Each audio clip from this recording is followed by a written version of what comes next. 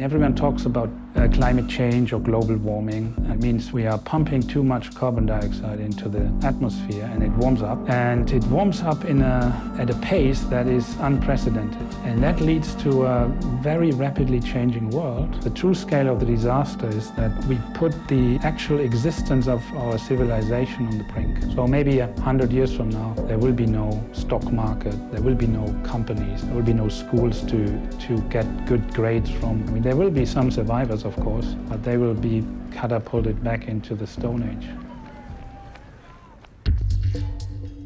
Hi, my name is Helena Marshall, I'm 20 years old and I'm a climate activist from Germany. I think the climate crisis often seems very big and scary, and as young people we often feel powerless. But I've seen how much power we do have, how we can rise up, how we can truly change the status quo. This film tells that story. It tells the story of the climate crisis, what movements are doing to fight it, and what it means to be a climate activist. Today I'm meeting my dad, he's a scientist. We're going to talk all about how I grew up, how I became a climate activist, and a filmmaker, as you can see. You might wonder why the film stopped in between. It is because the batteries run out from my camera and film me. Helena was born as a very outgoing, active, social person who was very interested in the world around her. Then she started to realize that there's some really big problem with the world, problem of climate change, and started thinking about what she could do. And then when Greta Thunberg started her activism, she was among the first protesters. And it's the same thing now today, you know. She talks to leading politicians. She's not afraid of speaking out to these people. I was born in Germany, but I actually grew up in both Europe and in the United States because my parents are both scientists and they worked at different universities, and living on different continents has really shaped my view of the world. My parents always gave me this sense that I could become anything I wanted to, and they've been really supportive of my activism, thankfully. Even though I'm now officially a student of economics at university, I spend most of my time on the fight for climate justice. Oh, this is the beach near us. That's what most people never see. It's Cape Cod in winter. And you have snow right up to the waterline. Like while we're living there was, stronger hurricanes, extreme storms, like power outages, and these really, really cold winters that broke a bunch of records. And that made it very, very concrete what the climate crisis looks like.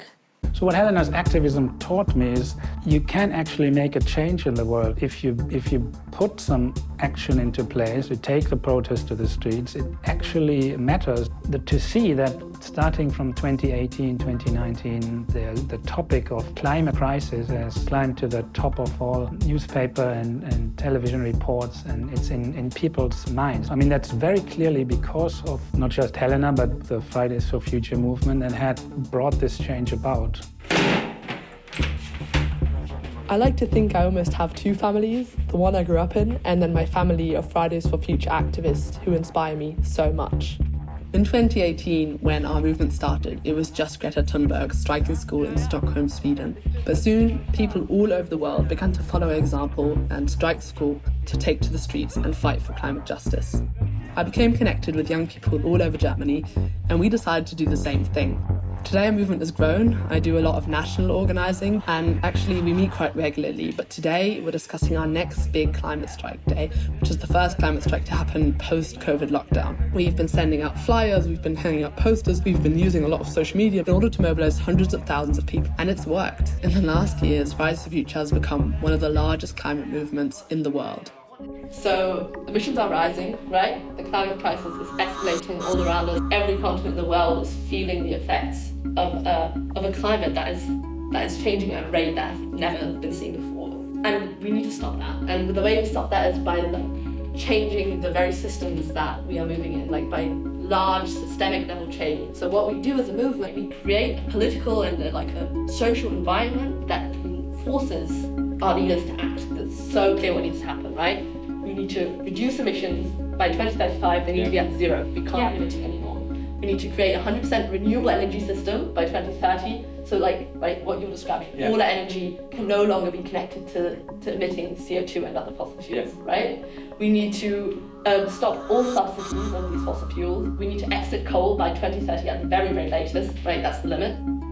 But at the same time, like, we as Germany have such a unique responsibility. We are the largest brown coal producer in the world per person, and we are the 4th highest historical emitter in the world. No one really took care of the climate crisis, and I think that is the moment when Fridays for Future kind of was born. Our climate strikes are some of the biggest demonstrations, like single-day demonstrations, since the fall of the Berlin Wall. How did this happen? And I think that's like part of the story. Like, the Germans aim to topple an undemocratic system because a lot of people went to the streets, and this self-consciousness that if enough people go to the streets, you can change the political system fundamentally. I think that also fuels us in a way. And I think we all can just do this because it's from our deepest heart to realize how many people we can mobilize if we want to. Yeah, but I think like social media is so crucial right now, because especially within the last days right now, like getting people actually to commit to doing something, to going on the street on Friday via social media, via our channels, and just getting the content out there, I think is really important, because without that, nobody's going to come. Join the global climate strike in Germany on the 24th of September. This is a global climate emergency, and we are just in the beginning of it. We have seen its effect during this summer with more intense and frequent extreme weather events.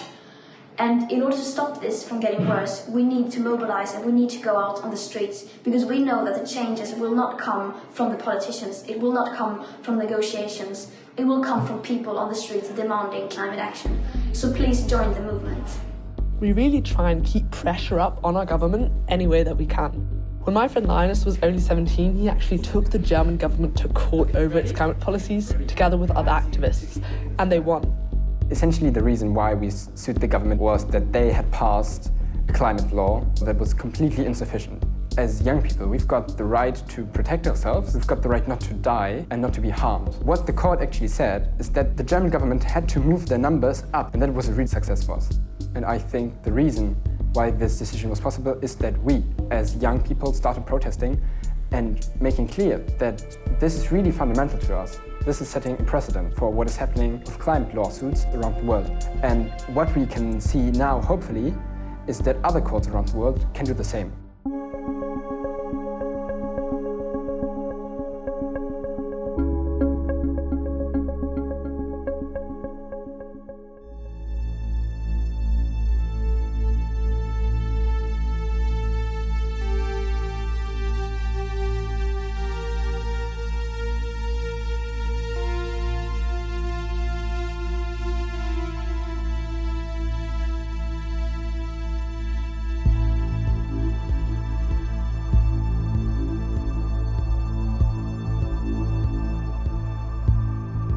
We've been saying unite behind the science since our very first demonstration, so talking to scientists is a really important part of our work. So if we look at the temperatures since 1850, then we see already this warming. But why worry? Because the warming has consequences. Heat waves become more frequent, flooding becomes more frequent, sea level rises, and this is a threat to many coastal communities.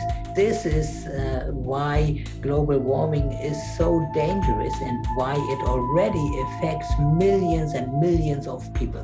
Where are we now in this process? Now we have reached a level of carbon dioxide in the atmosphere that is unprecedented in man's history. The carbon dioxide concentration today is higher than at any time during the last 3 million years.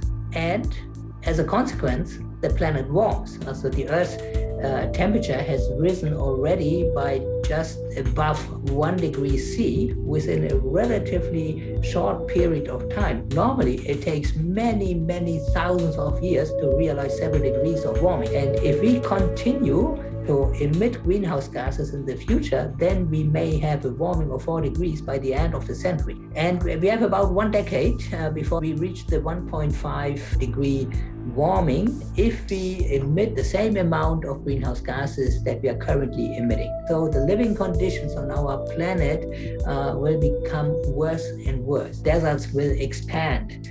Other regions become so hot, 50 degrees and even higher, that you can't really live there anymore. Many species will be extinct. You can explain the concept of tipping points. What a tipping point means is that you cross a certain threshold. So for instance, the Greenland ice sheet. If all the Greenland ice will melt, globally average sea level will rise by 7 meters. Then we couldn't anymore stop the meltdown of the Greenland ice sheet. Even if we then stop emitting greenhouse gases, this process will continue till all the meltwater is in the ocean, giving rise to sea level. What are the things that need to happen right now in order to give my generation a livable future on this planet? Well, the solution of the problem is very simple. I mean, if you have a problem with CO2, don't emit it. So what does this mean? I mean, where does the CO2 come from, right? It comes basically by the way we produce energy. Okay, we burn coal, oil, natural gas, cars, right? I mean, we have so much solar radiation, we have wind power, we have geothermal heat. And so why don't we do it? Because there are small interest groups and they have so much power that they can basically inhibit governments to make this transition from the fossil fuels to the renewable energies. We live in the wrong system. Okay, our economic system basically supports environmental destruction. And so we have to change our economic system. So our economy must become social, environmental economy. When I'm on the streets with other activists, we keep saying we don't have time. What is the sense of urgency? I mean, we are talking about these things for decades now. This cannot go on forever because at some point it may be too late. When it comes to climate change, then this time is almost upon us.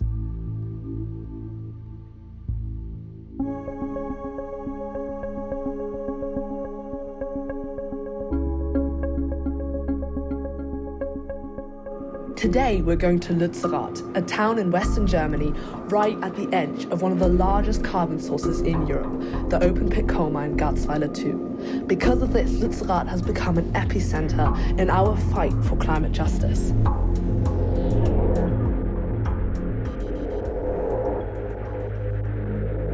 Right behind me is one of the largest CO2 sources in the whole of Europe. It's the open Leigate coal mine, Garzweiler, where every day more coal is pulled out of the ground in order to burn in German coal power plants. Even though we know that it's bad for the climate crisis, coal is one of the leading fuels for the climate crisis, for rising CO2 in our atmosphere. Even though we know that over 300 villages and towns have disappeared into this hole, over 120,000 people have lost their homes due to this form of fossil fuel infrastructure. RWE, which is the company digging here and one of the leading contributors to the climate crisis worldwide, wants to expand this coal mine even further, even though that we know in order to stay in line with 1.5 degrees, we need to exit coal at the very latest in 2030. And that means that all of these villages need to stay and the coal mine cannot expand even further, because that, in the end, will be bad for the people living here, and it will be really terrible for people all over the world who will feel the effects of the worsening climate crisis. You see nothing but dust and coal and big steel diggers. I mean, the hole, it just goes on to the horizon. I mean, these were towns as well, right? The coal that was underneath it. Do you see the digger there? My cousin lived there before, and yes, she was expropriated and had to move away. It's sad. And I think for me, the terrible thing is that we don't need to do this anymore, right? Because we have renewable energy, and we know, like, studies show that we don't need to dig up any more coal in order to, like, transition and meet the energy demand. I also wanted to speak to Vanessa, an incredible activist from Uganda, all about how the climate crisis is a global justice issue. I think Germany in particular has a responsibility to take climate action because communities like mine that did not cause the climate crisis are on the front lines of the climate crisis right now. Because of the rising global emissions, the weather patterns in my country, Uganda, are changing, and we are experiencing more extreme weather conditions. We are seeing extreme floods, extreme landslides and droughts, and this means massive destruction of people's homes, people's farms, people's businesses, and loss of lives. So right now we're walking into the camp right at the edge of the coal mine, where over the last few months, activists and kind of the climate movement has converged from all over Germany to protect the town of Lützerath and to stop the coal mine from expanding further, and who are essentially putting their bodies on the line here to fight the climate crisis. I'm really excited to talk to some of the activists who kind of know what's going on and who have built this up. So do you mind telling us what is happening here? Why is it so loud? We are building up structures to defend this village and to defend 1.5 degrees. I think in these times we are not just facing a climate emergency and actually the question if we can grow old on this planet, but also the question comes up of how are we living on this planet right now. We are not just struggling for the coal to stay in the ground, but also for a society that worth living in. Right now, Lützerath is like a focal point for the climate justice movement. Digging out all that coal, burning it, means fueling the climate crisis. Especially in the global south, lives have been threatened for years. People are dying, ecosystems are collapsing. We are active here in order to basically do our bit. We build structures in the trees, tree houses, towers. We don't want to take this. Germany needs to basically act right now. If we are successful here, and there is a chance we are, then they'll have to stop.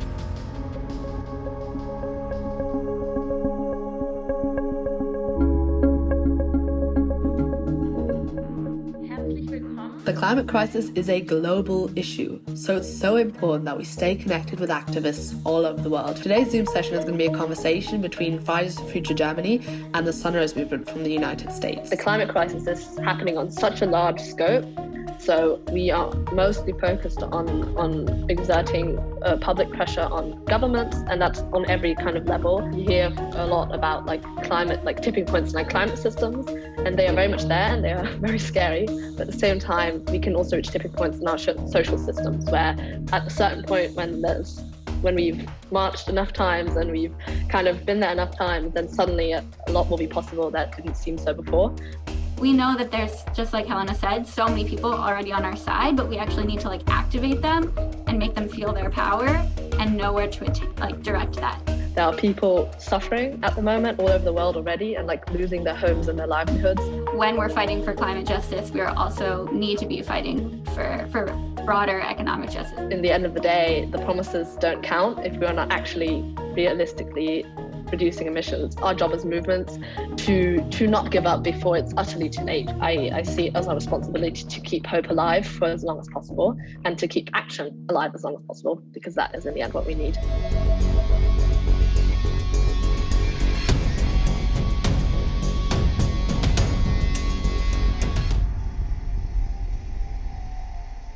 Es ist soweit, es ist Freitag, es ist der globale Klimastreik. Es haben sich trotz der harten Zeiten, trotz den ganzen Krisen Leute organisiert und es wird groß Joiners, kommt dazu. This is our first big post-COVID lockdown strike. Our strikes in Germany have become some of the largest in the world. We are in this fight, heart and soul. Liebe Kinder und Jugendliche, was wir heute tun, entscheidet, was morgen kommt. Lasst uns zusammen jeden Moment zählen!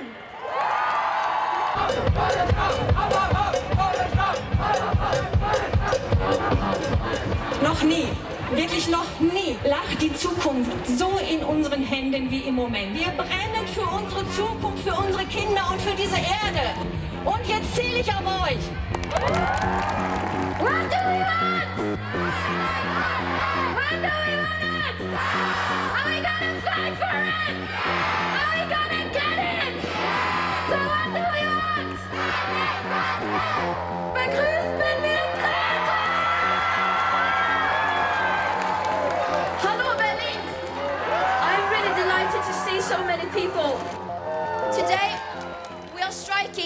the world under the hashtag uproot the system, because that's what we want to do. The climate crisis has never once been treated like an emergency. It is clearer than ever that no political party is doing close to enough. We are not only stealing the future from our children and grandchildren, we are also stealing the present from the most affected people in the most affected areas. We need to become climate activists and demand real change. Because remember, change is now not only possible, it is also urgently necessary. But when enough people demand change, then change will come. And that's why we have to continue fighting for as long as it takes. If we want to ensure a safe present and future, we need to be active democratic citizens and go out on the streets like we are doing today. Seeing these large crowds is incredibly moving. It reminds me of the first demonstration I went to with my grandpa, and it reminds me that we're not alone, that there are so many people who are always fighting alongside us.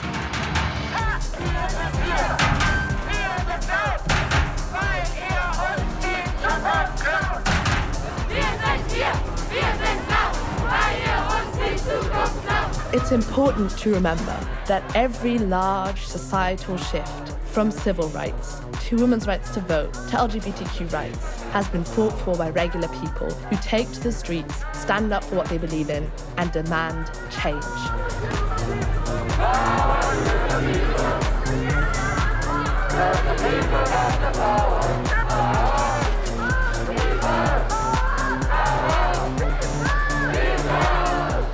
Every single day, I'm so inspired by the people who are in this fight with me and by all the things that we've accomplished. And I really hope that by sharing this story, I can inspire other young people to recognize their own power and to join us. Because we need to keep on fighting if we want a livable future on this planet. Because another world is possible.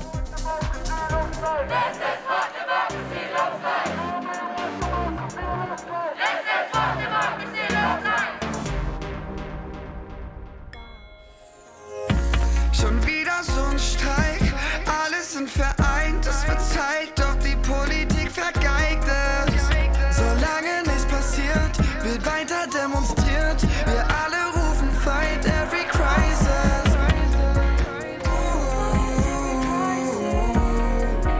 Wir bekämpfen jede Krise. Und zusammen sind wir ganz schön viele.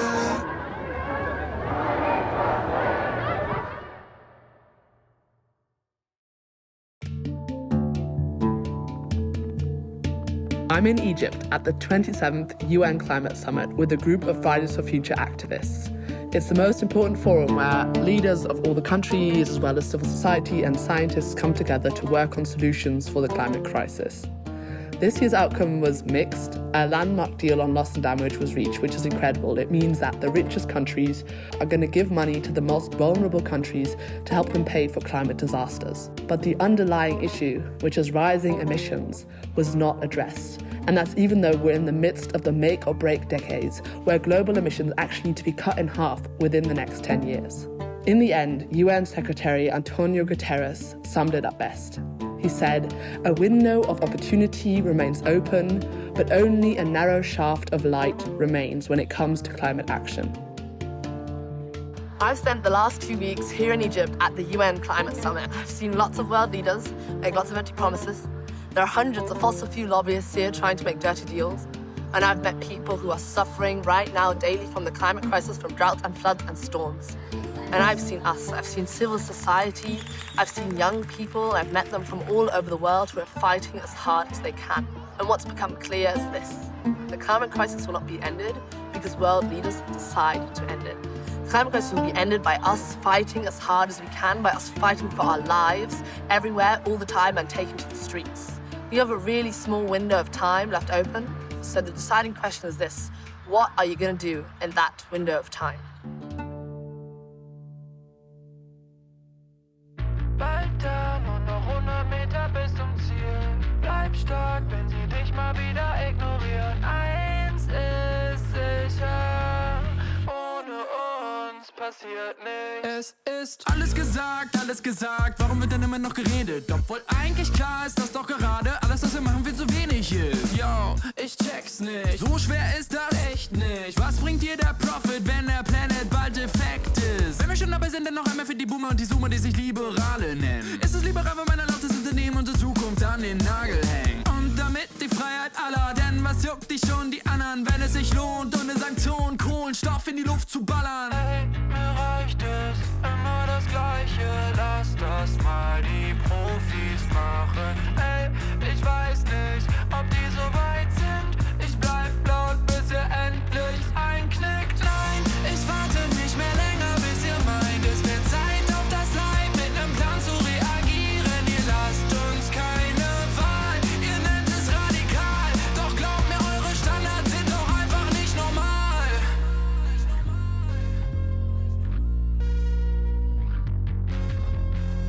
Ich hab ein Schild gemalt, ist nichts passiert. Wir waren so viele, gefühlt nichts passiert.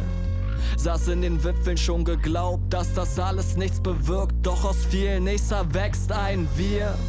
Seh in deinen Augen, wie die Hoffnung brennt. Und wenn ich zweifle, glaubst du felsenfest ans Happy End. Nimmst mich in den Arm, sagst alles wird gut. Auch wenn ich weiß, dass es utopisch klingt, er spendet es Trost. Brust in den Bus, ja ich schluck den runter, mache mir Luft, erkenne ein Muster in dunkelster Stunde, glaub ich noch am Wunder. Stehen wir am Abgrund, Schulter an Schulter, stummer Schrei, Verhalt im Nichts, aber glaub nicht, dass wir jetzt leiser sind. Alle Fähnchen im Wind, ein Sturm zieht auf, ja wir waren schon mal tot geglaubt. Keine Wahl, aber gut, na dann seht halt zu, uns steht das Wasser bis zum Hals. Nicht mehr lange und er knallt.